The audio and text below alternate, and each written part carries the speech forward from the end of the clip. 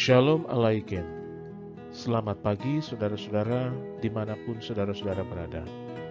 Pada pagi hari ini kembali kita akan mendengarkan sebuah renungan singkat yang berjudul 3 hal yang perlu kita pelajari dari cahaya matahari.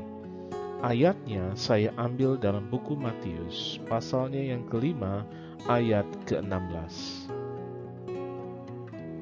Demikianlah hendaknya terangmu bercahaya di depan orang, supaya mereka melihat perbuatanmu yang baik dan memuliakan Bapamu yang di sorga. Lihatlah sang matahari, ia tidak pernah berhenti memberikan cahaya. Sekalipun orang-orang tidak mau memujinya, tidak pernah memberikan penghargaan kepadanya, ia tetap memberikan pencahayaan. Bayangkan apa yang akan dialami bumi bila matahari tidak mau bercahaya. Ada 3 hal sederhana yang kita perlu pelajari dari cahaya matahari. Yang pertama adalah sumber kehidupan. Cahaya matahari merupakan sumber utama kehidupan makhluk hidup. Salah satunya adalah kehidupan bagi tanaman atau tumbuhan untuk membantu proses fotosintesis. Tanpa adanya matahari sendiri, maka tanaman atau tumbuhan di bumi akan mati.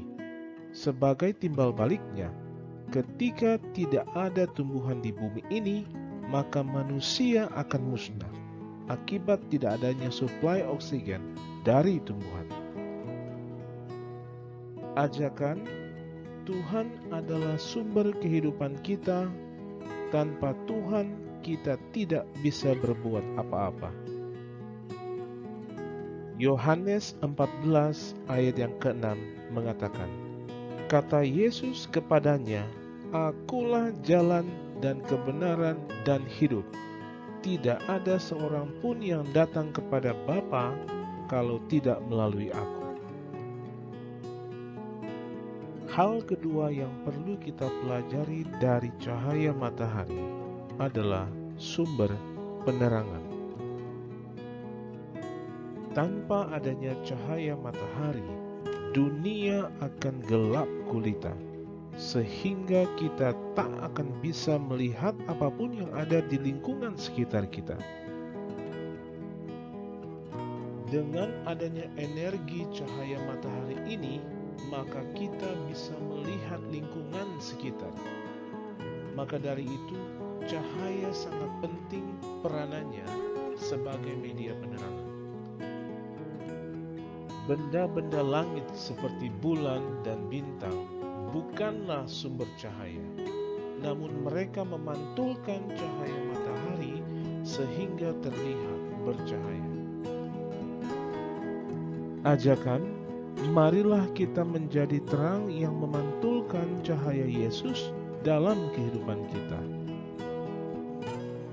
Dalam buku Filipi pasalnya yang kedua ayat 14-15 mengatakan, lakukanlah segala sesuatu dengan tidak bersungut-sungut dan berbantah-bantahan, supaya kamu tidak beraib dan tidak bernoda, sebagai anak-anak Allah yang tidak bercela di tengah-tengah angkatan yang bengkok hatinya dan yang sesat ini, sehingga kamu bercahaya di antara mereka seperti bintang-bintang di dunia. Hal ketiga yang perlu kita pelajari dari cahaya matahari adalah menjadi berkat. Sebagai sumber dari cahaya, matahari juga bisa menghasilkan energi listrik. Energi listrik inilah yang nantinya dipergunakan untuk cahaya di malam hari. Selain itu, dengan energi listrik, kita bisa menggunakan elektronik dan alat-alat rumah tangga dengan nyaman. Energi listrik yang berasal dari bantuan matahari atau sel surya ini tentunya lebih ramah lingkungan. Tak hanya itu saja, matahari juga termasuk energi terbarukan yang ketersediaannya tidak terbatas. Ajakan, marilah kita menjadi sumber berkat bagi orang lain. Apapun talenta yang kita miliki, gunakanlah untuk pelayanan. Dalam buku 1 Petrus pasalnya yang keempat, ayat ke-10 mengatakan, layanilah seorang akan yang lain, sesuai dengan karunia yang telah diperoleh tiap-tiap orang sebagai pengurus yang baik dari kasih karunia Allah.